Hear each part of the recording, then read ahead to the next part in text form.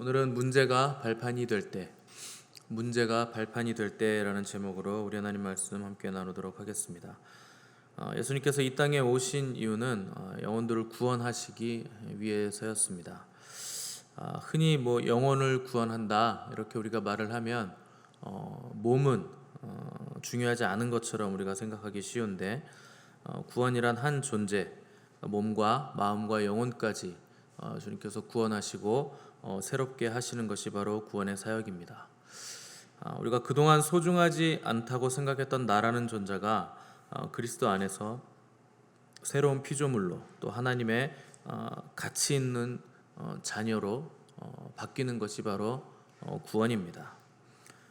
만약 구원받았다고 하면서 나는 가치 없는 존재다, 나는 쓸모없는 존재다 이렇게 생각하는 사람이 있다면 그 사람은 아직 구원이 뭔지 제대로 모르고 정확하게 모르고 있는 사람입니다.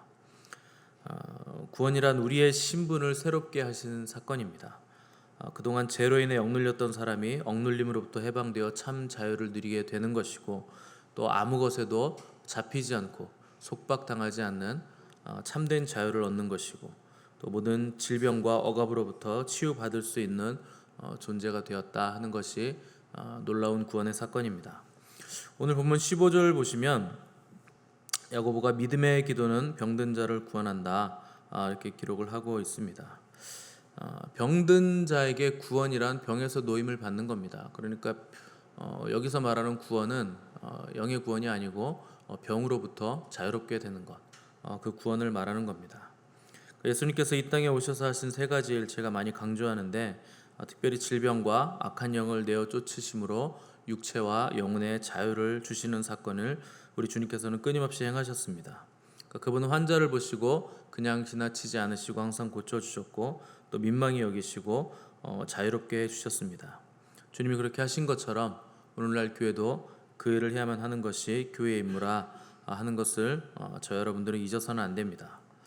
그래서 주님께서 제자들을 파송하시면서 전도 여행을 보내실 때 너희들 가서 병든 자를 고치며 죽은 자를 살리며 또 나병 환자를 깨끗하게 하며 귀신을 쫓아내되 너희가 거저 받았으니 거저 줘라 이렇게 말씀하셨습니다.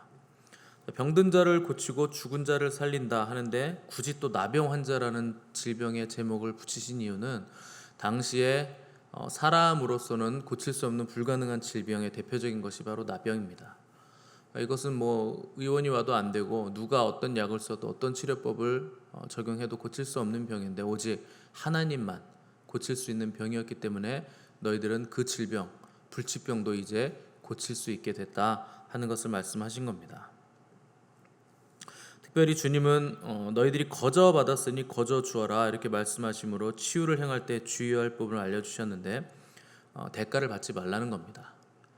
그래서 거저 주라는 말은 복음의 능력은 값으로 계산할 수 없는 것이다 하는 뜻이고, 또 나의 노력이나 공력으로 얻은 것이 아니기 때문에 대가를 바라고 이 일을 행한다면 값없이 주신 하나님을 욕되게 하는 것이라 하는 뜻입니다. 우리가 하나님이 값없이 주신 선물이기 때문에 베풀 때도 우리도 값없이 베풀어야만 하는 겁니다. 야고보는 예수님의 이 말씀을 다 들었고 또 초대교회의 계승자가 되어서 복음의 능력을 계승시킨 사람이기 때문에 그런 야고보가 복음의 능력을 말하면서 세 부류의 사람들에 대해서 또 주님이 주신 가르침을 확장해서 가르치고 있는 것이 오늘 본문입니다. 13절 14절 보시면 너희 중에 고난 당하는 자가 있느냐 그는 기도할 것이요 즐거워하는 자가 있느냐 그는 찬송할지니라. 너희 중에 병든 자가 있느냐 그는 교회 장로들을 청할 것이요 그들은 주의 이름으로 기름을 바르며 그를 위하여 기도할지니라 이렇게 기록을 했습니다. 여기 보시면 세 부류의 사람이 나옵니다. 첫 번째 고난당하는 자, 두 번째 즐거워하는 자, 세 번째 병든 자. 이 세 부류의 사람들에게 오늘 야고보는 가르침과 권면을 주고 있는 겁니다. 첫째, 고난당하는 자를 위한 야고보의 권면은 고난당할 때는 기도해야 된다 하는 것이 첫 번째 권면입니다. 이 고난에도 여러 가지 고난이 있거든요. 나를 위해서 당하는 고난이 있고 주를 위해서 당하는 고난이 있고 애매히 당하는 고난이 있습니다.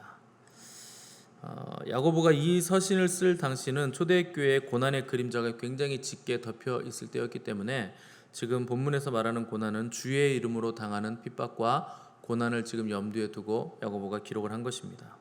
고난 중에 가장 큰 상이 있는 고난은 어떤 고난인가? 주의 이름으로 당하는 고난. 그것이 가장 큰 상급이 있는 고난입니다. 그래서 바울 사도는 무릇 그리스도 예수 안에서 경건하게 살고자 하는 자는 박해를 받으리라 이렇게 기록을 했습니다. 만일 누가 하나님을 공격하려고 할 때 보이지 않는 하나님을 공격하는 가장 좋은 방법은 뭘까요? 제일 쉬운 방법은 하나님의 백성들을 공격하는 겁니다. 그게 하나님을 공격하는 제일 쉬운 방법입니다.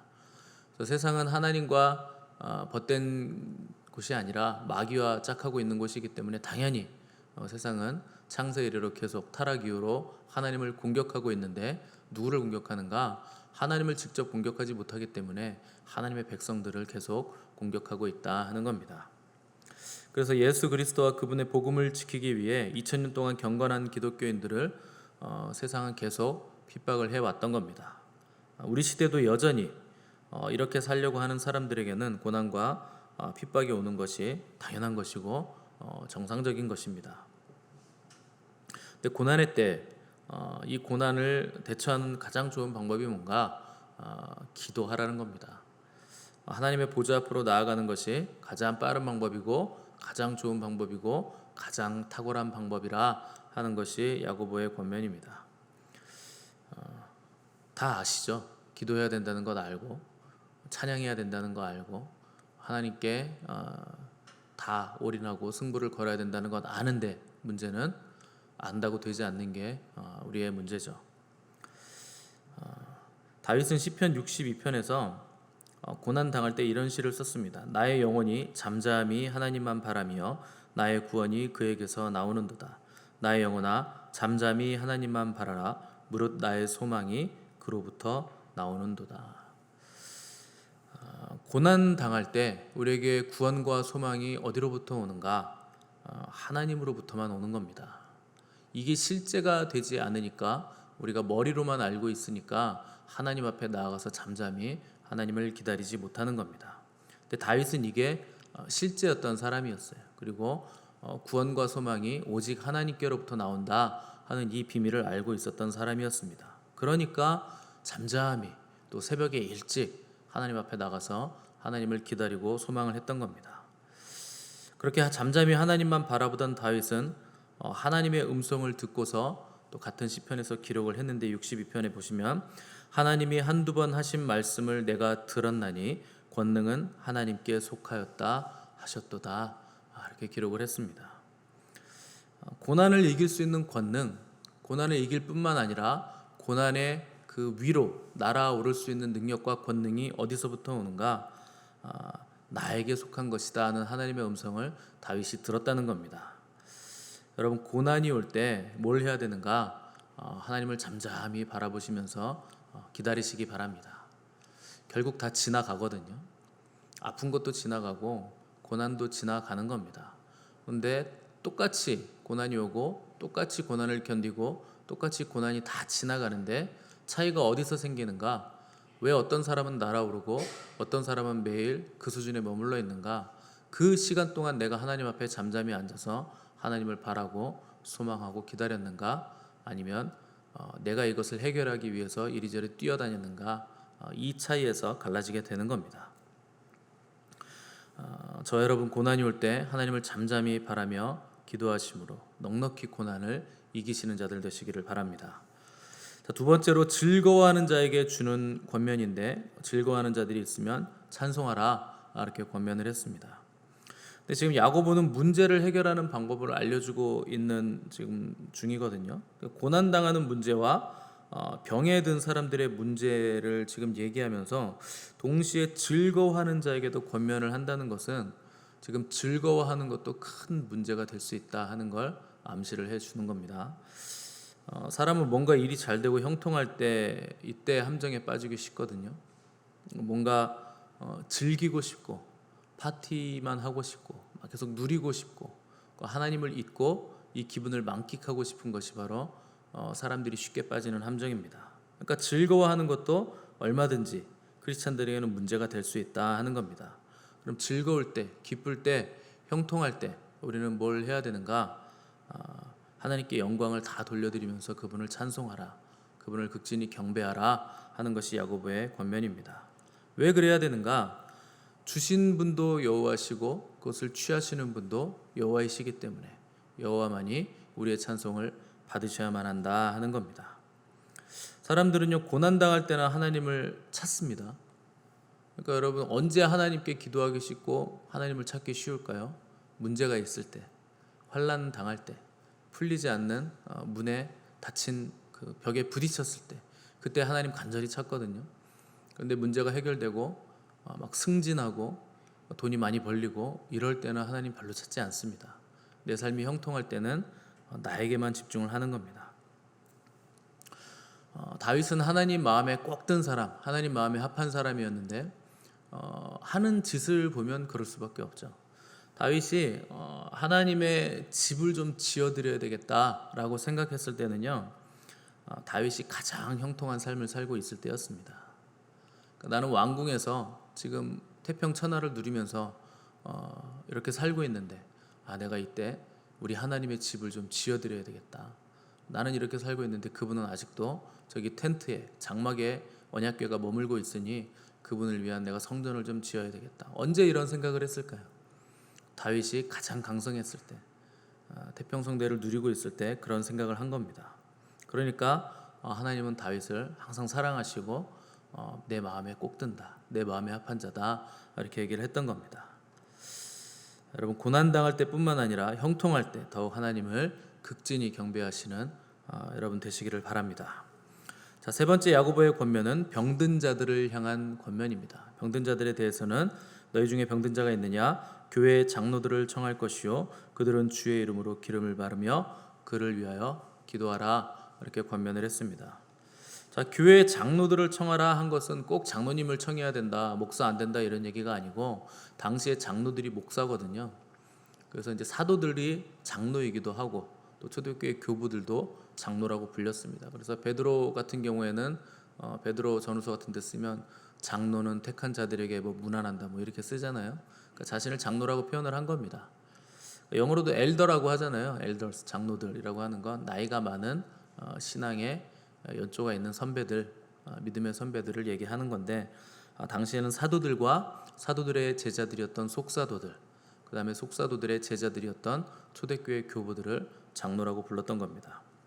자, 그럼 그들을, 리더십들을 초청해서 기름을 바르며 병을 위해서 기도하라 하는 것은 한 사람의 질병의 문제가 그 사람의 문제만이 아니라 전 교회의 문제다.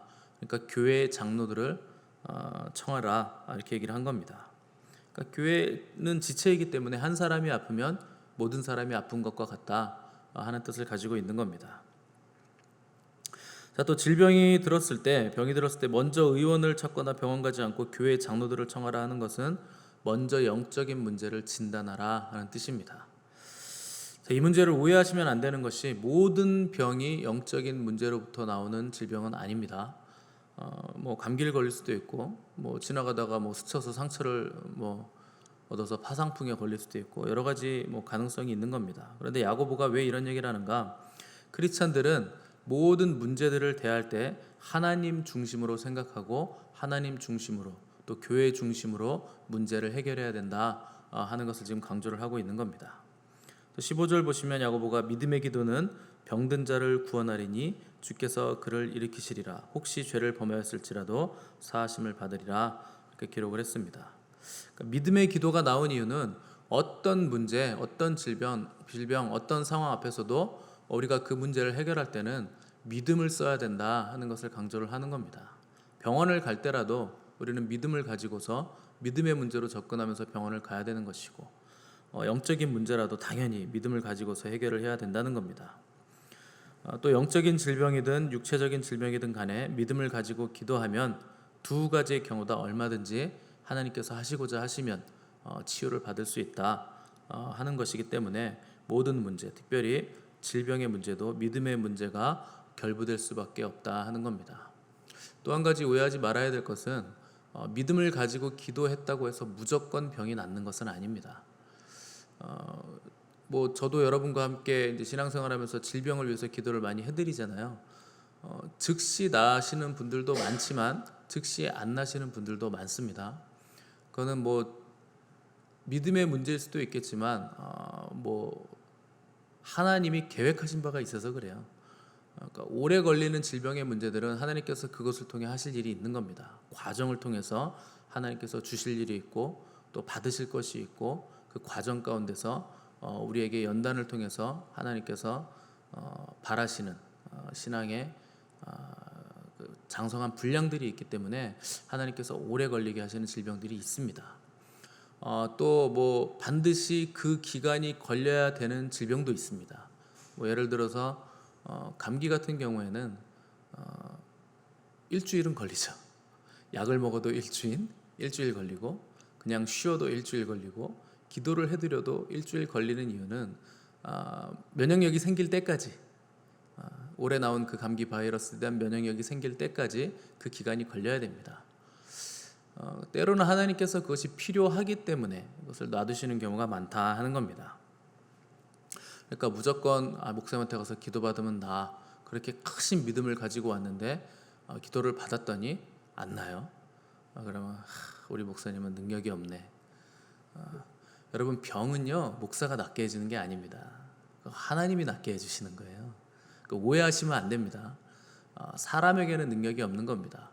통로가 될 수는 있을지언정 능력의 근원은 우리 주님께 있는 겁니다. 그래서 주님이 낫게 하시고자 한다면 통로가 깨끗하다면 그때는 낫는 것이고 주님이 조금 걸리게 하신다면 통로가 깨끗해도 그때는 그 기간을 여러분 감내를 하셔야 됩니다.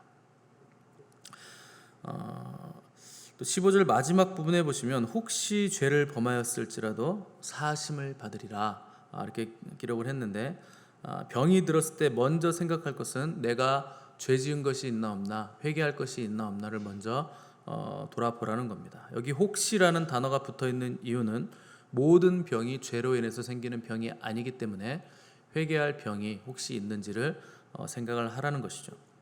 그러나 죄 때문에 병이 자리를 잡았다면 죄는 영혼의 구멍이거든요. 죄를 지으면요 영혼에 구멍이 생겨서 온갖 악한 영들이 다 들어오게 되어 있습니다. 그래서 그 들어온 죄로 인해서 들어온 영들을 내가 빨리빨리 처리를 하지 않고 내 안에 들어와서 자리를 잡게 되면 질병이 생기거든요. 그래서 오래되면 처음에는 잠을 못 자는 정도 그리고 뭐 어디 아픈 정도지만 나중에는 우울증까지 오게 됩니다. 그러면 자리를 잡은 거예요. 그래서 우울증은요 기도를 한두 번에서 나가는 게 아니고 많이는 10번 적게는 5번 이렇게 여러 번에 걸쳐서 나눠서 기도를 해야 우울증은 완치가 됩니다. 단순히 뭐 잠을 못 잔다 불면증이 왔다 이 정도는 한 번에 나갈 수 있습니다. 치유될 수도 있고. 근데 우울증은 자리를 깊게 잡은 것이기 때문에 오래 걸리는 경우가 많고 또 반드시 회개를 해야 되는 겁니다. 그 문제는 왜냐하면 자기가 영혼에 구멍을 냈기 때문에 죄로 인해서 그 구멍을 타고 들어온 것이기 때문에 반드시 내가 언제 무슨 죄를 졌는지 또 내가 용서한 사람이 용서하지 않은 사람이 있는지 돌아보셔서 그를 용서하고 또 조상의 우상 숭배와 음란의 죄를 회개해야 이런 죄들은 다 끊어지게 되는 겁니다.